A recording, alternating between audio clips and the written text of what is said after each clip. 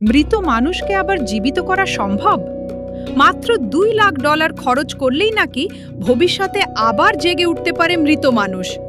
শুনতে সিনেমার গল্প মনে হলেও জার্মানির এক কোম্পানি এখন সত্যি লাশ ফ্রিজ করে সংরক্ষণ করছে।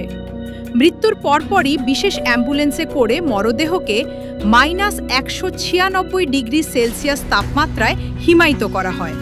শরীরের ভেতরের পানি বের করে বিশেষ কেমিক্যাল ব্যবহার করা হয়, যাতে দেহে কোনো বরফ না জমে এবং কোষ নষ্ট না হয়। এরপর সেই মরদেহ সুইজারল্যান্ডের বিশেষ ল্যাবে বছরের পর বছর সংরক্ষণ করা হয়। কোম্পানিটির দাবি, ভবিষ্যতে প্রযুক্তি আরও উন্নত হলে হয়তো আবার ফিরিয়ে আনা যাবে মানুষের প্রাণ। তবে বিজ্ঞানীরা বলছেন, এখন পর্যন্ত পৃথিবীতে একজন মানুষকেও এই পদ্ধতিতে জীবিত করা সম্ভব হয়নি।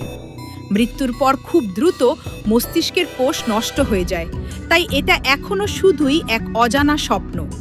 তারপরও অবাক করা বিষয় হলো, ইতোমধ্যে শত শত মানুষ এই দ্বিতীয় জীবনের আশায় নাম লিখিয়েছেন।